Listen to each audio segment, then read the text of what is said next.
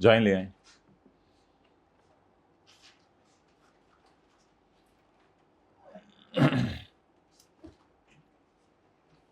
Rock Salt and Company purchased meat amounting to rupees 30 million from various suppliers, none of whom processed NTN. अच्छा जी, calculator पढ़ने हमने ये पढ़ा था कि अगर किसी ऐसे बंदे से परचेज करें जिसके पास NTN ना हो तो सिर्फ 10% परचेज डेड होनी है, तो सारी परचेज तो हमारी डेड नहीं होनी। तो कैलकुलेटर पकड़े बगैर बताएं 30 इंटू 10% कितना आ गया, 3 मिलियन ये परचेज डेड हो जाएगी। Additionally they purchase vegetables of 5 million in cash. अच्छा, इस पे अब NTN वाला नहीं लगेगा, ये वो जो ग्रोअर से हमने खरीदी है वो नहीं लगेगा। 5 मिलियन की हमने खरीदी है वेजिटेबल इन कैश। अब इन कैश अगर कोई चीज़ खरीद लेना, वो जो परचेज 20% डिसअलाउ होती है ना, वो टैक्स ना काटने की वजह से होती है। तो ये टैक्स काटने वाला सिनेरियो नहीं है। तो लिख लें MCQ 1 में 5 मिलियन पे रजिस्टर पे लिख लें, यानी 5 मिलियन पे सेक्शन 21 का L लगेगा। 5 मिलियन पे क्या लगेगा बोलें, सेक्शन 21 का L। और 21 का L क्या कहता है, 5 मिलियन लिख के आगे लिखें सेक्शन 21 का L। 21 का L क्या कहता है, ऐसा टी अकाउंट जिसका साल का टोटल 2.5 लाख से ज्यादा हो और इंडिविजुअल पेमेंट 25,000 से। अब उसने नहीं बताया तो शायद यही एक अकाउंट है और तो कुछ डिटेल उसने दी नहीं, तो शायद वेजिटेबल एक्सपेंस या परचेजेस ये एक अकाउंट है। इसका कैरी डाउन तो ऑब्वियसली 2.5 लाख से ज्यादा होगा क्योंकि ये 5 मिलियन है। तो अब उसने कुछ नहीं बताया तो शायद ये एक ही परचेज हो 5 मिलियन की, ऐसा भी हो सकता है। तो इसलिए सेफली आप इसको एज्यूम कर लीजिएगा ये डिसअलाउ है पूरा का पूरा। किसकी रोशनी में, सेक्शन 21 के L की रोशनी में। तो 5 पूरा का पूरा किस वजह से डिसअलाउ हो गया बोले, सेक्शन 21 का L, क्योंकि पेमेंट किस में हुई है, कैश में। तो 3 इधर से डिसअलाउ हो गया और 5 इधर से, 8 मिलियन डिसअलाउ होगा, नन ऑफ द अबव। चलें आगे। अगला तो आसान था, मार्क्स देने के लिए आपको दिया था। Publicity expenditure of 24 lakh. तो एक्चुअल एक्सपेंडिचर कितना है, 24 लाख, और सेल का 10% 1800। ऐसे ही था ना, मुझे क्यों देख रहे हैं ऐसे। तो इसमें से लोअर कौन सा है, 1800। तो 1800 क्या हो जाएगा, अलाउड डिसअलाउ। पता नहीं ऐसे क्यों देख रहे हैं सुबह सुबह मुझे, और जान दे यार। मैं यार एक पर्दा लगा दो इधर मेरे सामने, मेरे से तो नहीं ऐसे बर्दाश्त होता।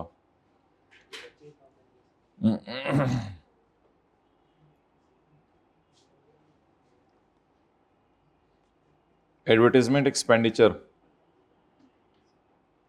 ये एडवर्टाइजमेंट एक्सपेंडिचर है, कौन सा है,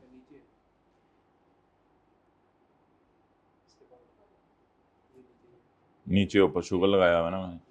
एक्सीडिंग 10% ऑफ सेल, तो अलाउड लोअर ऑफ एक्चुअल और 10% ऑफ सेल। एक्चुअल 2400 है, 10% ऑफ सेल 1800, तो नॉन ऑफ द अबव, सारी नॉन ऑफ द अबव टिक कर रहा करें। ओके आगे चलें। एक लीजिंग कंपनी ने मशीनरी दी है लीज पे। Delta paid lease rental of 3 million, किसी लेसी ने उसको 3 मिलियन किराया दिया है। लीजिंग कंपनी ने यह भी कहा है कि डेप्रिसिएशन और इनिशियल अलाउंस इस एसेट के ऊपर मैंने रिकॉर्ड की है। Which of the following is correct. पढ़ा था अगर लीजिंग कंपनी कोई चीज़ किराए पे दे दे तो बिजनेस के दूसरे सफ़े पे पढ़ा था कि ये रेंट इनकम में जाएगा और डेप्रिसिएशन और इनिशियल अलाउंस माइनस करने की इजाज़त है। ये दूसरे सफ़े पे पढ़ा था। अब उसने लिखा हुआ rentals are taxable under other source, rentals are exempt, rentals are taxable under income from business, only depreciation is allowed, rental is not taxable. Depreciation is allowed तो बात ठीक थी, रेंटल इज नॉट टैक्सेबल बात गलत है। Rental is taxable under the head income from business, अभी पढ़ के आए हैं। अभी तक तीनों कितने लोगों के सही हैं, तीनों माशाल्लाह। चलें आगे। Mr. Fahad Sheikh remains outside Pakistan at the end of year while working in Saudi Arabia. सऊदी अरब है, working in Saudi Arabia, working in Saudi Arabia यानी सैलरी कमा रहा है। आगे भी उसने वर्किंग मीन्स काम कर रहा है वहाँ पे। तो no foreign tax was paid because salary was exempt there. यहाँ से भी कंफर्म हो गया कि वो बाहर के मुल्क में सैलरी कमा रहा था, कोई फॉरेन टैक्स नहीं उसका कटा, क्योंकि बाहर के मुल्क में वो बिलाल को बुलाएं, उन्हें कही ये 25-30 फोटोकॉपीज करवा के ला दें टेस्ट की, कोई फॉरेन टैक्स नहीं कटा क्योंकि उधर सैलरी माफ थी। ही रिटर्न परमानेंट टू पाकिस्तान साल के बाद। हमने कहा था साल के एंड पे बाहर रहना जरूरी है, या तो वो फॉरेन सैलरी पे टैक्स दे दे या साल के एंड पे पाकिस्तान से बाहर हो। अब बताएं इसने फॉरेन सैलरी पे टैक्स दिए? नो। क्या ये साल के आखिर में पाकिस्तान से बाहर है? अब बताएं, टैक्स अथॉरिटीज का आर्गुमेंट छोड़े, टैक्स अथॉरिटीज कहते हैं वो हमेशा से सऊदी अरब नहीं है इसलिए, उनकी लॉजिक छोड़े, आप मुझे अपनी लॉजिक बताएं कि उसकी सैलरी माफ होगी, वजह या वो टैक्स दे दे या exemption depends upon intention. Intention तो कहीं लॉ में नहीं लिखी हुई इंटेंशन, क्या आइंदा उसने परमानेंटली रहना है या नहीं रहना, ये तो ऐसी कोई लाइन नहीं थी लॉ में। एग्जेम्पशन अप्लाई स्ट्रिक्टली, एग्जेम्पशन बिल्कुल लगेगी। Statutory year end condition is मुतमईन, क्योंकि ईयर एंड पे पाकिस्तान से बाहर है। Exemption depends on whether foreign tax was deducted. नहीं, फॉरेन टैक्स ना भी कटे तो कोई मसला नहीं, हमने कहा था अगर वो ईयर एंड पे बाहर है फिर भी उसको इनकम माफ हो जाएगी। Exemptions fail because foreign employment lasted less than, नहीं, ऐसी कोई कंडीशन है ही नहीं, ऐसी कोई कंडीशन है ही नहीं, अपनी तरफ से उसने बनाई हुई है बातें। तो या तो बाहर के मुल्क में क्या पे करें? टैक्स, या फिर साल के एंड पे बाहर के मुल्क में ही रहे, तो फिर फॉरेन सैलरी क्या हो जाएगी? माफ। ये ना असल में कॉपी पेस्ट करते हुए इससे पिछला वाला फिक्रा मिस हो गया था, तो जब इससे पिछला वाला फिक्रा मिस हो गया तो आप लोगों को ज़रा टेस्ट देते हुए बता देना चाहिए था कि मैं ये फिक्रा पढ़ रहा हूँ, it doesn't make any sense, तो ये आप लोगों को कम से कम बता देना चाहिए था। अब नीचे फिर ऑप्शंस पढ़ के भी कोई फ़ायदा नहीं होगा, क्योंकि इसमें से थोड़ी सी थ्योरी ऊपर से मिस हो गई थी। इंटरेस्ट इनकम, इसलिए इसको हमने इग्नोर कर दिया। Interest income is chargeable to tax as income from business. हाँ, बैंक्स के लिए होती है income from business, interest income, ये हमने पढ़ा था पॉइंट नंबर 2 में, एनी प्रॉफिट, बिजनेस के दूसरे चैप्टर पे, any profit on debt business, banks के लिए होती है income from business. Yes, maybe, always तो नहीं, क्योंकि कुछ लोगों के लिए इंटरेस्ट इनकम अदर सोर्स भी होती है, ऑलवेज भी नहीं, नो भी नहीं, मे बी फॉर पर्संस होती है, for example for banks. Dividend income is always final tax regime, नहीं, हमने पढ़ा था अदर सोर्स के चैप्टर के स्टार्ट में कि डिविडेंड इनकम जो है वो फाइनल टैक्स रिजीम नहीं होगी उन लोगों के लिए जो डिविडेंड कमा रहे हैं बाहर के मुल्क से। ये हमने चैप्टर के स्टार्ट में पढ़ा था, जो डिविडेंड कमा रहे हैं बाहर के मुल्क से, पाकिस्तान सोर्स डिविडेंड फाइनल है, however if dividend received is foreign source, तो फिर ये फाइनल नहीं है, फिर ये कहाँ जाएगा? इनकम फ्रॉम अदर सोर्स में। तो एमसीक्यूज कितने लोगों के सही थे सारे? तो ये इस वाले एमसीक्यू का भी आप लोगों ने बताना था पॉइंट 5 का, कि हमें समझ नहीं आई, टेस्ट देते हुए किसी ने नहीं बताया। ये पास पेपर का क्वेश्चन है, चैप्टर 18 का क्वेश्चन है, शायद आप लोगों में से किसी ने ढूंढ के इसको देख भी लिया हो। किसी ने ढूंढ के देखा है इसको? नहीं। अब चैप्टर 18 के अंदर 360 सवाल है ना, कि सवाल ढूंढना मुश्किल हो गया हुआ है। चैप्टर 18 के अंदर शायद आप लोगों में से किसी ने ढूंढ के देख भी लिया हो, लेकिन इसको इंशाल्लाह क्लास में डिस्कस करेंगे। अच्छा, Ali and Ahmed jointly own a residential property. Their respective shares in property are clearly defined, with Ali owning 60% and Ahmed owning 40%. The property generates rental income. Property से rental income आ रही है। कितनी rental income आ रही है, my dear? 1 lakh. How should the rental income be taxed? Rental income के ऊपर कैसे tax लगेगा? भाई, अगर उनके शेयर हमने पढ़ा था डेफिनेट एंड एसरटेनेबल है, तो फिर ये ईओपी की प्रॉपर्टी इनकम नहीं समझी जाएगी, बल्कि इंडिविजुअल पार्टनर्स की प्रॉपर्टी इनकम समझी जाएगी, और वो अपने अपने हाथों में इस पर टैक्स देंगे। मुझे सुबह सुबह ऐसे देख रहे हैं सारे, मैं साथ साथ खोल के दिखाता रहता हूँ। मैं बिल्कुल इस नीयत से नहीं आया था क्लास में जिस नीयत से आप लोग देख रहे हैं। मैं तो बड़ा फ्रेश आया था, आज जो है वो 5 बजे तक पढ़ाना है, मैं तो इस नीयत से आया था नॉन स्टॉप। अच्छा, income of joint owners, where any property is owned by 2 और मोर पर्सन्स, और उनके हिस्से पता हैं, तो they will not be considered as AOP, और हर एक का हिस्सा अपने अपने उसमें होगा। लेकिन दूसरे के जवाब में ये देना था, where any property is owned by 2 और more persons and their shares are not definite and ascertainable, तो फिर प्रॉपर्टी इनकम वो किसकी समझी जाएगी? एओपी की। एओपी की प्रॉपर्टी इनकम समझी जाएगी। एओपी के न्यूमेरिकल्स हमने इंशाल्लाह शुरू करने हैं अभी चंद दिनों में, तो वो एओपी की प्रॉपर्टी इनकम समझी जाएगी। ओके, नेक्स्ट आगे चलें। What benefit is available to a person if he is earning income from business?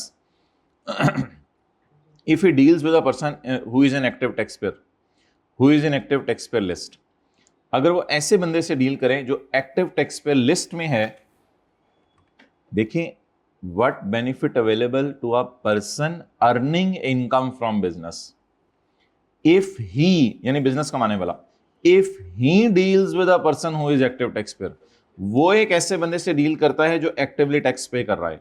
तो मेरे ख्याल से बिजनेस के चैप्टर में तो एक्टिव टैक्स पेयर हमने को खास पढ़ा नहीं लफ्ज, बस एक जगह कोई थोड़ा सा करके साइड पे लिखा हुआ था, बिल्कुल कोने पे, जो पेपर में जाते हुए भूल भी जाते हैं अक्सर हमारे जैसों को, तो वो ये लिखा हुआ था कि अगर आप कमीशन पे करें किसी एजेंट को, थर्ड शेड्यूल की सेल्स टैक्स की चीजें बेच रहा है, तो वो कमीशन फुल माइनस करने की इजाजत है।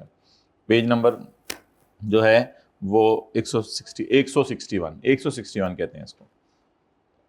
और अगला सवाल था कि और क्या कॉन्सिक्वेंसेस होंगे इफ ही इज नॉट,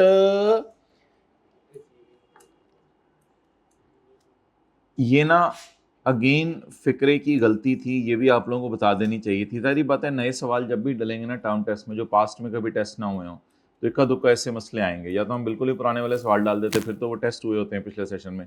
तो ये फिक्रे की थोड़ी सी गलती थी, लेकिन शायद आपको बात समझ आ गई थी, शायद आपको बात समझ आ गई थी। अगर वो एक्टिवली टैक्स पे कर रहा है तो क्या करेंगे, और अगर वो actively tax, and what are the consequences if he deals with a person who is not in active, असल में नॉट इनएक्टिव नहीं, नॉट एक्टिव से मुराद तो एक्टिव बन जाना था फिर दोबारा। ये असल में मैं लिखना चाह रहा था, इनके बाद स्पेस डालना चाह रहा था, he is not in active tax payer list, आगे हमने लस लिखना था, मादरत। तो he is not in active tax payer list. बहरहाल कितने लोगों को कॉन्टेक्स्ट देख के समझ आ गई थी बात क्या चल रही है? तो फिर तो भाई फिर तो वो लोअर ऑफ करके लाओ ना, ठीक है। तो ये प्रोविजन कितने लोगों के जहन में आ गई थी पेपर में? ओके, हाँ हाँ ठीक है। 4B बताएं, 4B का बताएं ना जवाब। What benefit will a businessman get if he is not receiving and making payment through cash?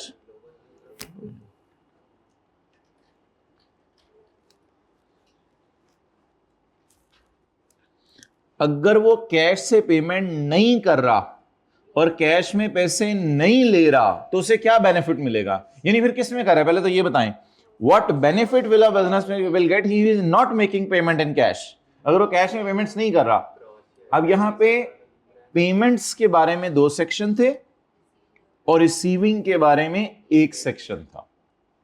Payment के बारे में जो सेक्शन थे वो थे L और M, वो मैं खोल के नहीं दिखाऊंगा क्योंकि वो मशहूर जमाना है। M ये था कि 32,000 से ऊपर की तनख्वाह कैश में पे नहीं करनी, और L ये था कि जिस टी काउंट का साल का टोटल 2.5 लाख से ज्यादा हो, उसका इंडिविजुअल खर्चा 25,000 से, L ये था, और M ये था। ये कितने लोगों को याद आ गया था, L और M? और रिसीविंग वाला कौन सा था? वो तो मशहूर जमाना था मेरे ख्याल से, वो तो एक ही था कि अगर आपने किसी को सिंगल चीज बेची है और 2 लाख से ज्यादा पैसे उसने किस फॉर्म में दे दिए हैं, कैश की फॉर्म में, तो फिर उसका खर्चा 50% पता नहीं डिसअलाउ होना था, ये if is receiving a payment.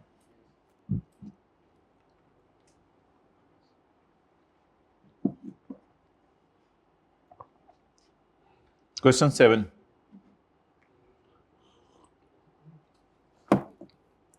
ये आईकैप का लेटेस्ट अटेम्प्ट का सवाल था, जो कि हमने आईकैप ने न्यूमेरिकल में भेजा था, हमने उसको किस में कन्वर्ट कर दिया, थ्योरी में, और हमने सवाल की रिक्वायरमेंट डाली थी discuss the tax treatment.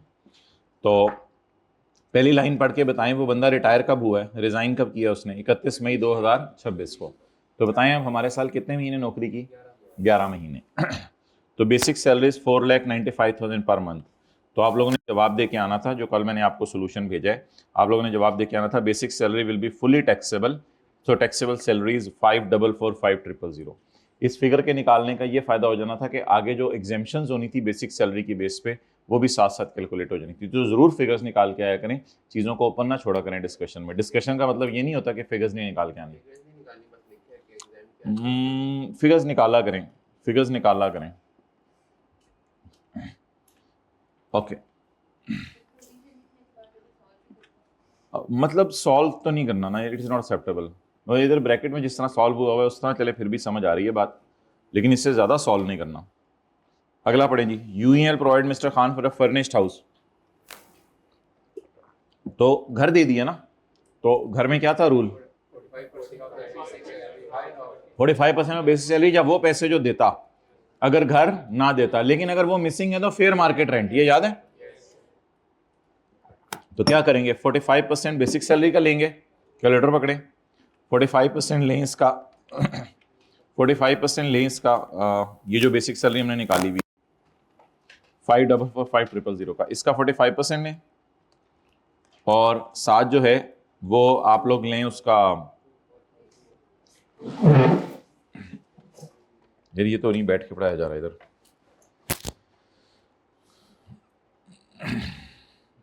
Okay ये रूम का साइज मुझे छोटा क्यों लग रहा है, उतनी बेंच हैं जितने उधर हैं, गिनो जरा। अजीब अजीब सी फीलिंग्स आ रही हैं, खैर है एक दो दफा आके यूज टू हो जाएंगे।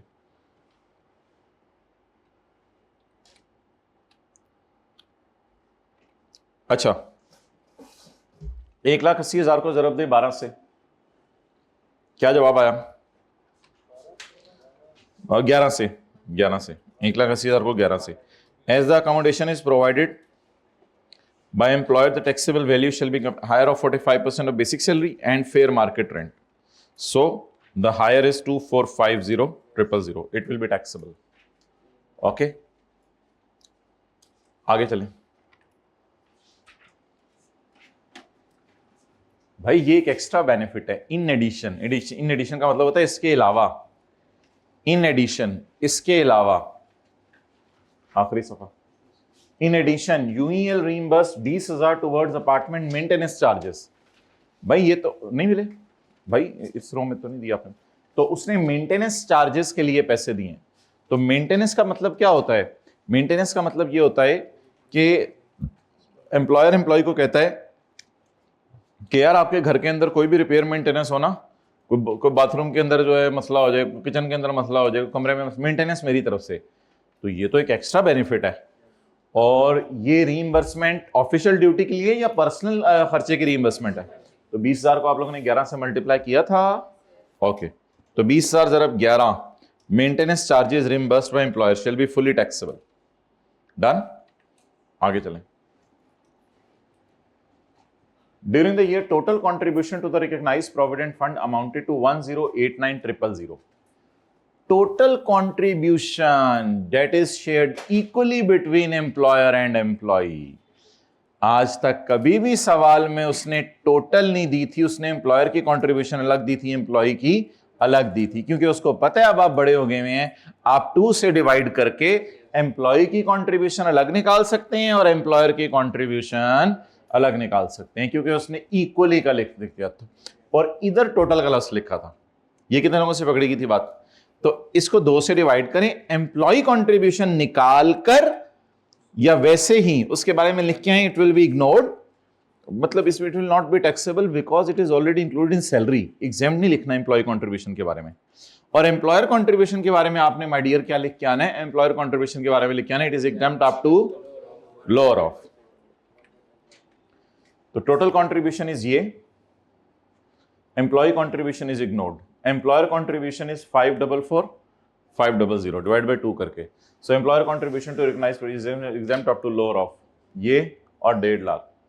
तो अब वो न्यूमेरिकल का फॉर्मेट तो चल नहीं रहा, तो थोड़ा समझिएगा जरा बात को। एम्प्लॉयर ने कंट्रीब्यूट किए कितने, 5,44,000, दोनों में से लोअर माफ 1.5 लाख, तो बाकी क्या हो जाएगा, टैक्सेबल। बाकी तो ये उन लोगों को समझ आ रहा है जिनकी ये चीज़ें रनिंग में हैं, जिन्होंने रनिंग में ये चीज़ें नहीं, तो वो तो वैसे ऐसे ही बैठे हुए हैं। माशाल्लाह आप लोगों को समझ आ रहा है।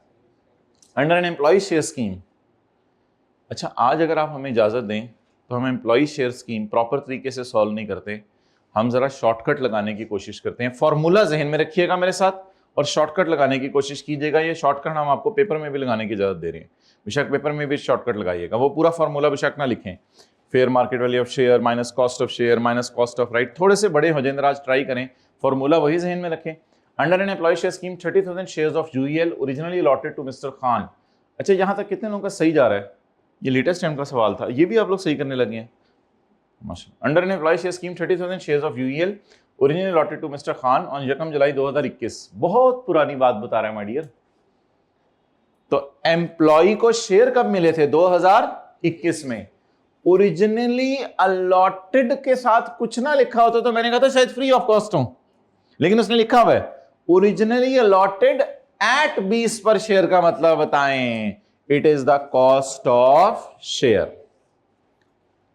Became transferable during the year. Oh, 5 साल की रिस्ट्रिक्शन लगाई हुई थी, 5 साल की रिस्ट्रिक्शन लगाई हुई थी। Became transferable during the year.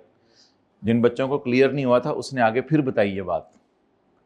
Under the terms he was not allowed to transfer the share before 31 July 2025, हमारे साल का पहला महीना, यहां तक वो ट्रांसफर नहीं कर सकता था। और इधर उसने दोबारा बता दिया became transferable during the year.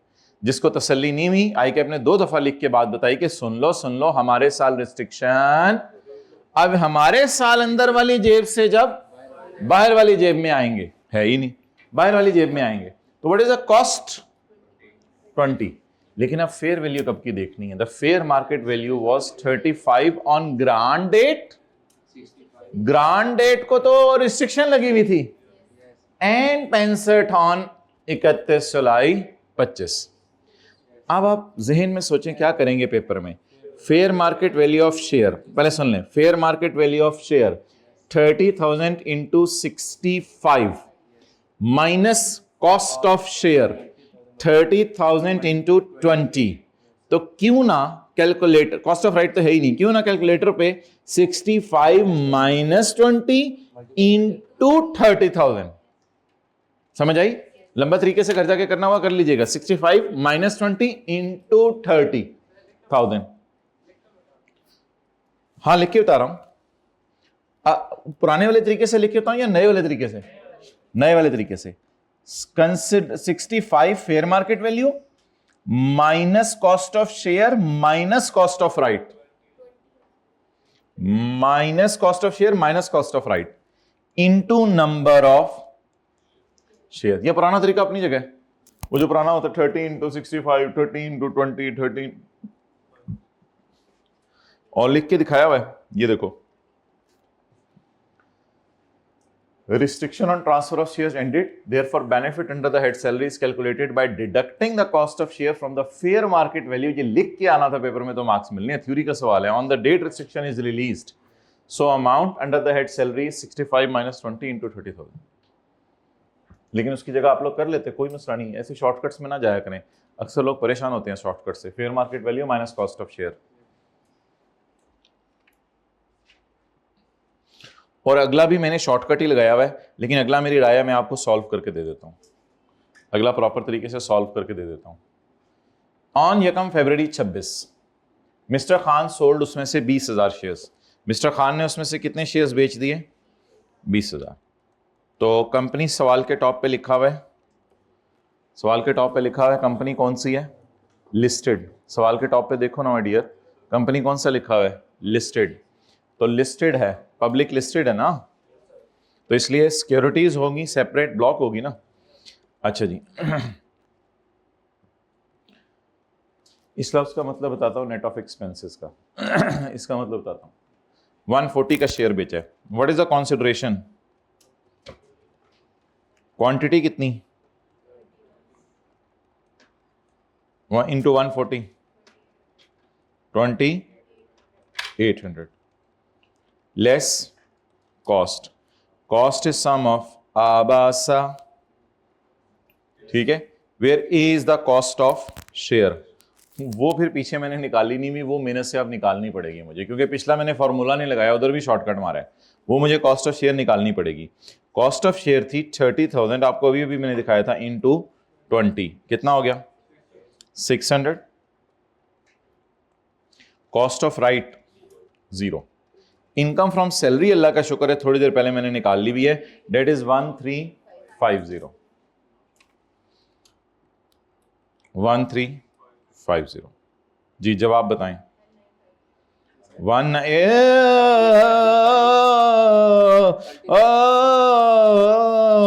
Divided by 30,000, divided by 30,000 multiplied by 20,000। ये बात तो आपको पता ही है। जी जवाब 1300। यहां पे अब रुकें। इन दोनों को जमा करके आपको चाहिए था कि नोशनल एक्सपेंसेस माइनस करते। इन दोनों को जमा करके आपको चाहिए था कि नोशनल एक्सपेंसेस माइनस करते। लेकिन एक और सवाल भी आई कैप का, वो मैं आपको प्रॉपर क्लास में करवाऊंगा। जब आई कैप लिख देना सेल में से ही एक्सपेंसेस नेट हो चुके हैं, तो बस वो फिर आपसे एक्सपेंसेस माइनस नहीं करवाना चाह रहा। उसने बताए भी नहीं है कितने वैसे, लेकिन उसने अब कर दिए हैं।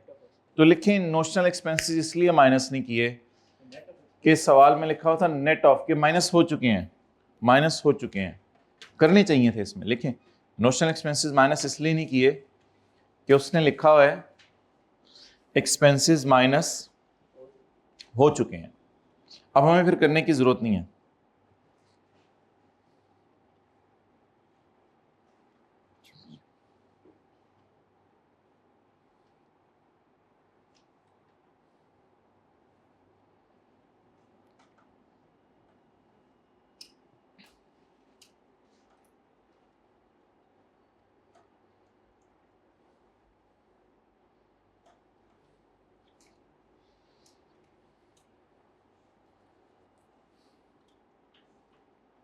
नहीं, इनको रात को करेंगे अपलोड, अभी नहीं। तो वही मैं रात को लेट रिव्यू करूंगा, फिर करेंगे। मैं इनको बता दूंगा बच्चों को।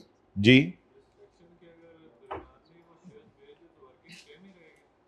वो तो अभी आने लगा है, वो भी सवाल जो मैंने सैलरी वाला डाला था। और आखिरी चीज, अब ये गेन आ जाना था। On 30 June 2026 Khan received is final settlement amount. उसने फाइनल सेटलमेंट अमाउंट रिसीव की है which comprised his salary for the month of May, जिसमें उसकी मई के महीने की सैलरी भी उसको दे दी है। 30 जून बहुत लेट दी, वैसे इतना जुल्म नहीं करना चाहिए लोगों को कि मई की सैलरियां जून में दे रहे हो। हाँ खुदा ना खास्ता फिर 1 जुलाई लिखता तो फिर तो अगले साल रिसीव होती, फिर हमने उसको इस साल ही डालना था। शुक्र है हमारे साल मिल गई। तो on 30 June mister Khan received his final settlement amount which comprised his, जिसमें 2 चीज़ें पड़ी हैं उसे जाते हुए। एक तो हमने मई की तनख्वाह दी है, आखिरी महीने तुमने काम किया, वो मई की तनख्वाह तो ऊपर ही हमने 11 से मल्टीप्लाई करके निकाल ली हुई है। उसको एक मई की तनख्वाह दी है जाते हुए, और उसको अकमुलेटेड बैलेंस दिया है रिकग्नाइज्ड प्रोविडेंट फंड का, जो कि 17 मिलियन बन रहा है। क्लियर? अब आप मुझे बताएं इसमें मई की तनख्वाह पड़ी है या नहीं पड़ी इस 17 मिलियन में?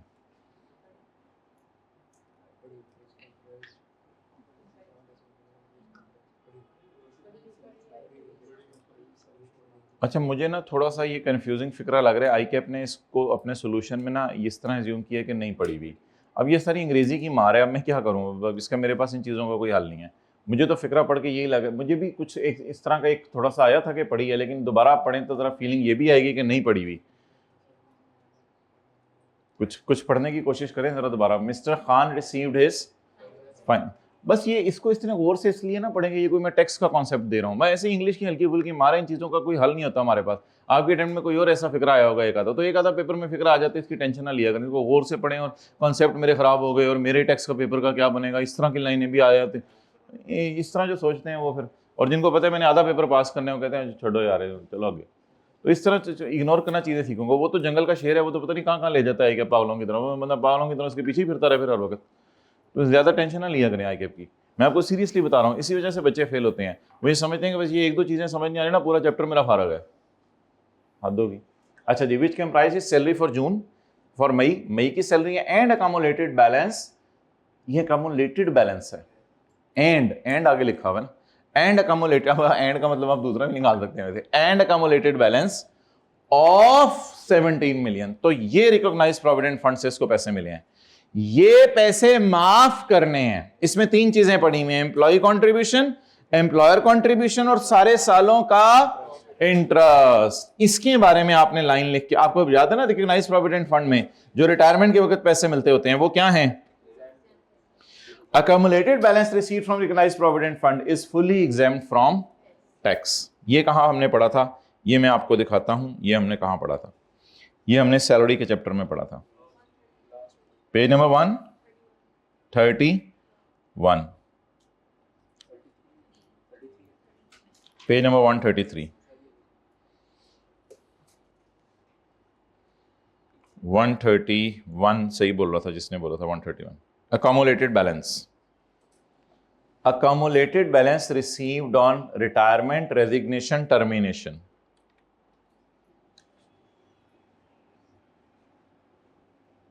and accumulated balance in his fund is received, contributed नहीं, contributed होता है उसके लिए बास्केट में डाल के रख रहे हैं, कंट्रीब्यूट तो 15-20 सालों से कर रहे होंगे, अब कंट्रीब्यूशन नहीं हो रही। अब मैंने ये लफ्ज लिखा था,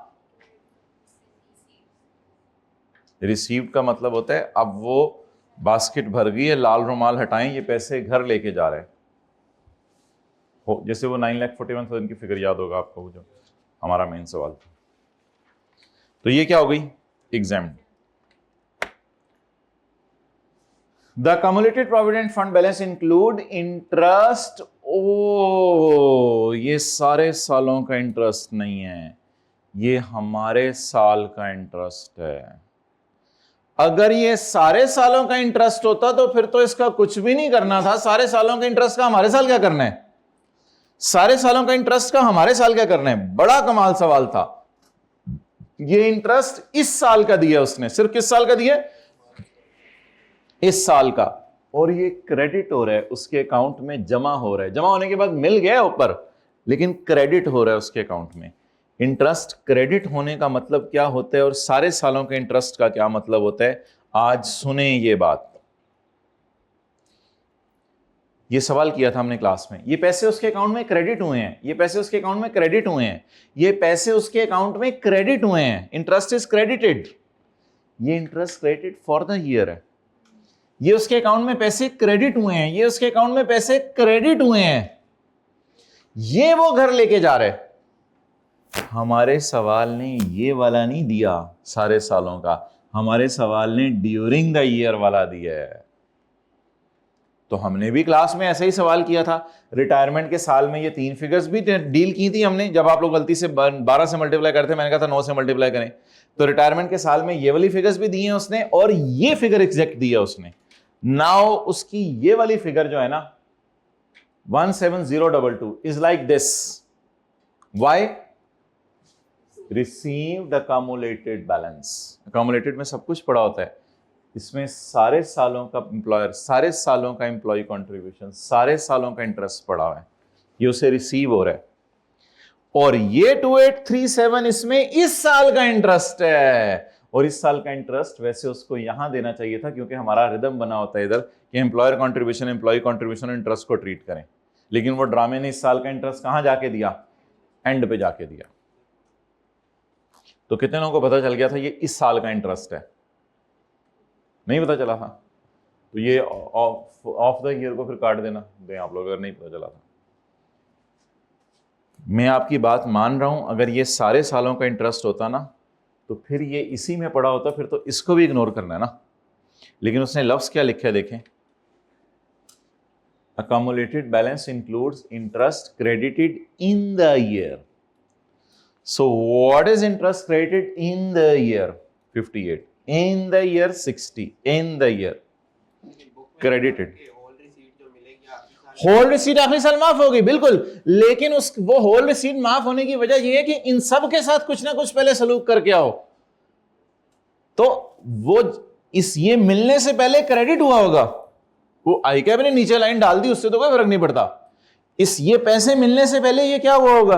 क्रेडिट। और क्रेडिट होने की वजह से इसकी टैक्सेशन तो नहीं माफ हो जानी, इसकी टैक्सेशन तो अपनी जगह रहेगी। तो बोले पहले क्रेडिट हुआ होगा या पहले रिसीव हुआ होगा? पहले उसके अकाउंट में डाला होगा और फिर उसको पैसे दिए होंगे ना जाते हुए। तो मैं ये मान रहा हूं कि एज अ गुड मैन, लेकिन कोई फर्क नहीं पड़ता इससे। एज अ गुड मैन उसको ये फिक्रा पहले लिख देना चाहिए था कि अकोमोलेटेड बैलेंस प्रोविडेंट फंड का है, उसमें इंटरेस्ट जमा हुआ है इस साल 2026। इसका मतलब है इसमें इस साल का ये वाला भी पड़ा हुआ है और पिछले सालों का इंटरेस्ट भी पड़ा हुआ है, लेकिन इस साल के इंटरेस्ट का तो कुछ करना है ना। बार बार मैं आपको साबित करना चाह रहा हूं, it is this figure and we didn't ignore 58। Let's check it, we didn't ignore 58। इसका कुछ किया था हमने। अच्छा, एक चीज अब थोड़ी सी जो है ना वो समझ लीजिएगा। पहले मुझे बताएं इंटरेस्ट क्रेडिटेड कितना है। Interest credited 2837 less exempt higher of what and what, 1/3 of basic salary, 5445000 जी 1815 या इंटरेस्ट एट 16%। अच्छा,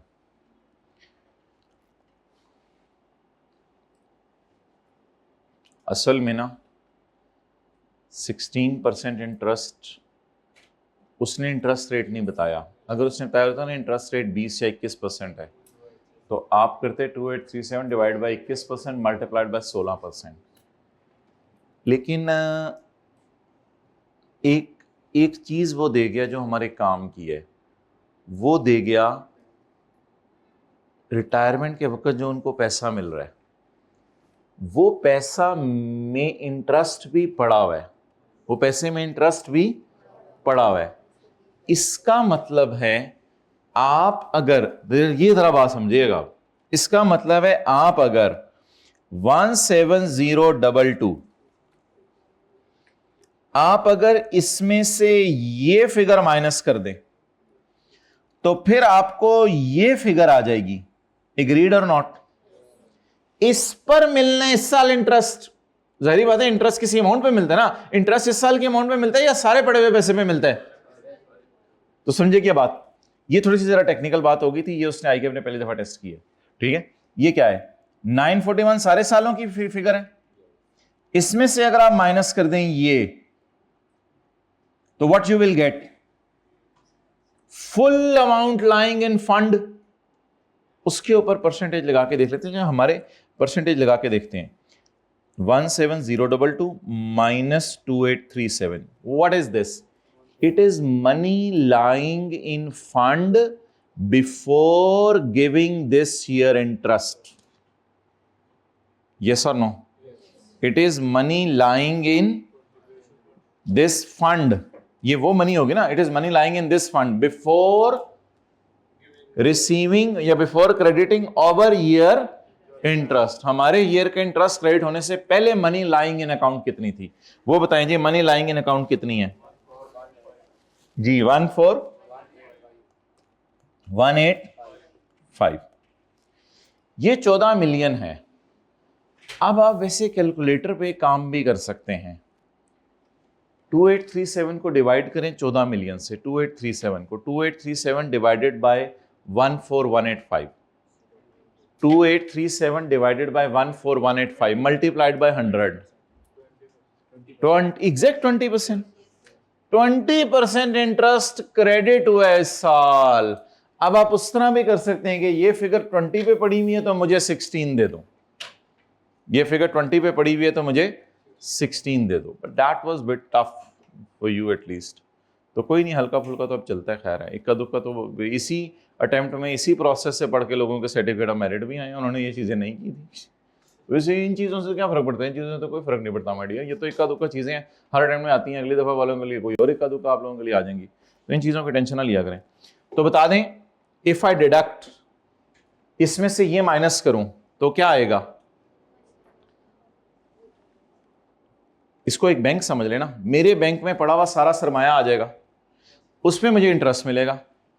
अब अगर आपने ये निकाल ही लिया है कि इंटरेस्ट मिलने से पहले मेरे बैंक में इतने पैसे पड़े हुए थे और इंटरेस्ट मिला इतना, तो कैलकुलेटर पे जरा चेक करके आ देखें इंटरेस्ट मिला कितना। यानी इंटरेस्ट मिलने से पहले मेरे बैंक में पड़े थे 14 मिलियन और बैंक ने इंटरेस्ट इस साल दिया ये, तो कैलकुलेटर पकड़े तो 2837 डिवाइडेड बाय 14185, क्या जवाब आ रहा है? 20%। अब कैलकुलेटर पकड़े 2837 पड़ा हुआ 20% पे, तो मेरे कैलकुलेटर बताओ 16 पे कितना होगा? 2270। और लोअर हायर लेने, हायर 2270 बाहर आ जाएगा 560। ये किसी का निकला? ये तो नहीं किसी का निकला होगा, ये तो सर्टिफिकेट ऑफ मेरिट बोलूंगा नहीं निकला होगा, ये तो टेंशन ना लिया। 560 डन।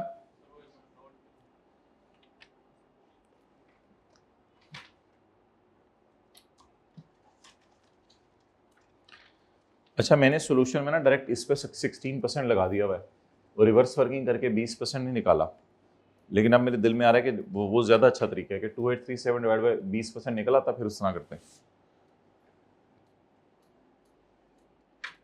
2837 20% पे पड़ा हुआ है। ये 20% कहाँ से आया? ये भी फिर नोट कर लो, ये 20% कैसे आया है? 28 divided by into 100 is equal to 20%।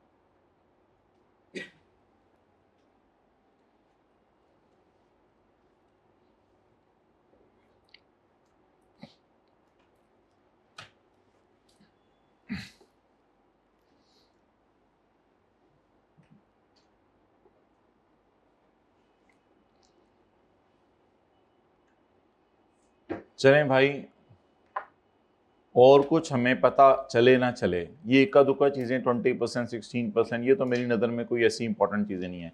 और कुछ हमें पता चले ना चले, कम से कम हमें ये तो पता होना चाहिए कि इन अल्फाज के नाम क्या हैं। भाई इस वजह से ना मैंने यहाँ पर पास्ट के स्टूडेंट्स के मसाइल को देखते हुए यहाँ पे बड़े बड़े करके नाम लिख दिए हुए हैं। Employer contribution is made in fund या interest is credited in fund and it is not credited, it is retirement के टाइम पे रिसीव्ड। तो please try to understand what are these things. कभी कभी ये भी दे देता होता है, लेकिन इसके साथ अलग अलग भी दे देता होता है कभी ये तीनों, लेकिन इसके साथ भी लिखिएगा अकोमोलेटेड बैलेंस रिसीव्ड, ठीक है। लेकिन इनको क्या कहते हैं? Interest credited, interest credited, interest credited. इसको कहते हैं interest received at the time of retirement. Employer contribution made, employer contribution made, employer contribution made. Received on retirement, received at the time of resignation, received at the time of termination। तो ये अल्फाज जरा ध्यान से याद रखने होते हैं। ये interest credited, interest credited, it is employer contribution made, employer contribution made, employer contribution made during the year. It is whole employer contribution received, received, received, received. इनके साथ रिसीव के अलावा कोई नहीं लफ्ज़ यूज करेगा, या फाइनल सेटलमेंट का लफ्ज़ भी यूज करे कि फाइनल सेटलमेंट के वक्त ये अमाउंट्स क्या हो गई हैं? रिसीव हो गई। ओके, चलें अब कुछ लिखना है तो वीडियो खोल के लिख लीजिएगा। उधर आइए, मुझे क्वेश्चन नंबर 2 है 6। Hammad Raza Pakistani citizen return permanently to Pakistan on 22 June 2023 after living in Germany for 8 years। भाई मैंने वैसे बता दिया था आपको फॉरेन इनकम के साथ कि ये एग्जाम्प्ट है, लेकिन आप तो अब बड़े हो गए हैं ना, अब तो हमने वो चैप्टर पढ़ लिया है, तो अब तो बताना ज़रूरी नहीं था। अब तो मेरे से रूल सुने ना आप। जो बंदा मुसलसल 4 साल से क्या है? नॉन रेजिडेंट, तो जिस साल आके रेजिडेंट बना उस साल और उससे अगला 1 साल, इसकी कौन सी इनकम माफ होगी? इसकी बाहर के मुल्क की इनकम माफ होगी। अब मुझे बताएं, ये बंदा पाकिस्तान कब आया? 22 जून 23 को। तो रेजिडेंट तो हमारे साल में बना ना, 22 जून को 8 दिन आके रेजिडेंट तो नहीं बना। रेजिडेंट किस साल बना? 24 में। और हमारा साल कौन सा है? 25। हमारा साल कौन सा है?